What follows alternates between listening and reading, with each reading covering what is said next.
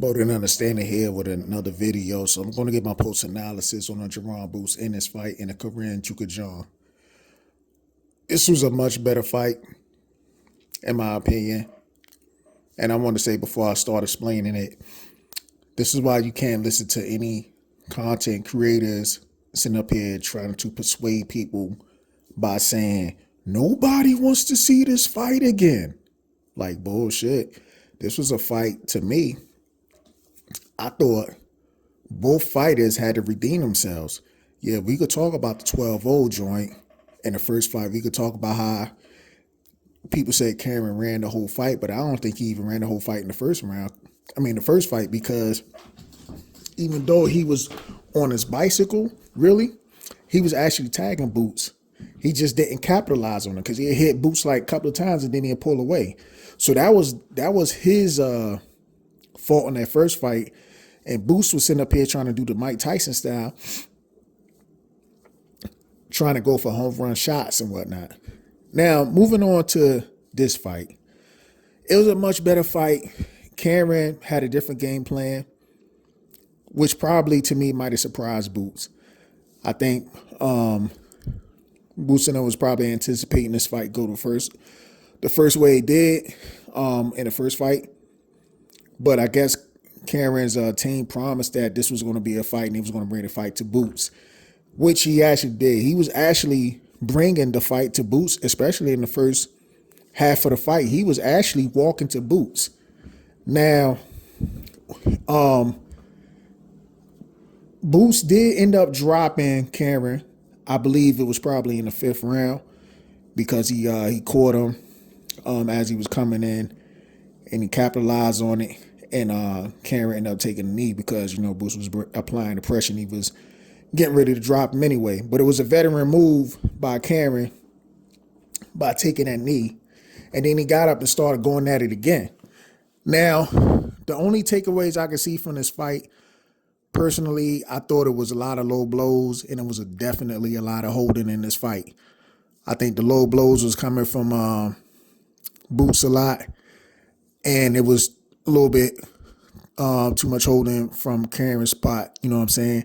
Now, I know people going to try to use that as an excuse to say, well, that's why he couldn't get him out of there because Karen was holding. I'm not trying to hear that. Well, I will say this. Karen, when he was holding, it seemed like it frustrated Boots. His corner kept telling Boots, hey, get him out of there, get him out of there. Well, that shit wasn't translating. And you got to understand that Karen is a lot tougher than what people give him credit for.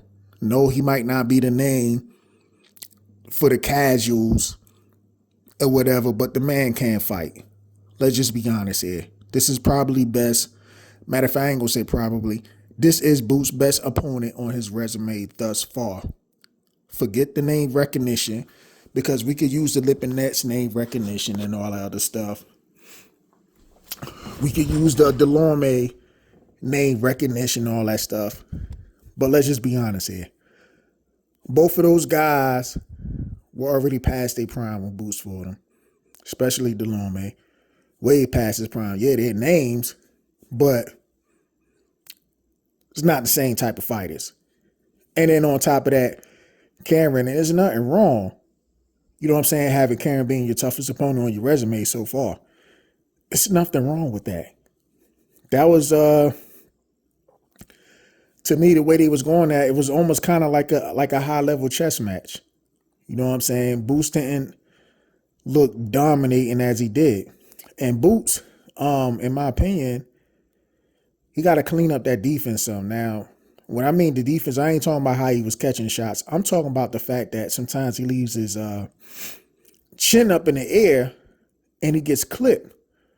Luckily, Karen doesn't have the type of power, the concussive power that can pretty much knock you down. Or Karen didn't really sit on them punches when he clipped Boots quite a few times. So that's lucky for Boots. But Boots definitely need to clean it up. I know people going to try to say, well, Boots, he's too big, he had to drain himself down. Nah, I ain't trying to hear that. Boots is, talking about going undisputed, unifying, whatever at 147. And obviously, you got other fighters with belts. They making business decision. I will admit that. Some of these guys are making business decisions of not taking fights. Motherfuckers asking for too much money. I mean, I don't care. You get what you negotiate for, but let's just be honest. You should have had a unification bout between Boots and Norman, and it didn't happen. But like I said, with Boots, man, he definitely got to clean it up. But I know a lot of these people probably at 147 looking at this fight with Boots, and they probably thinking to themselves, like, oh, okay, he ain't as visible as I thought he was. We might have some, some openings we could take some advantage of, some of his flaws. That's what they probably thinking right now after this performance. But let's just keep in mind, man, Chakhadzhian is not a slouch. I watched some of Chakhadzhian fight, and I'm like, okay, this dude got skills. So I know I hear people saying, including Boots, saying it's kind of hard to get up for these low tier fighters. Nah, ain't nothing low tier about Chakhadzhian. He's a good fighter, man. And I'm going to be, Chakhadzhian, in my opinion, could beat some of these other guys, these other top guys in the division.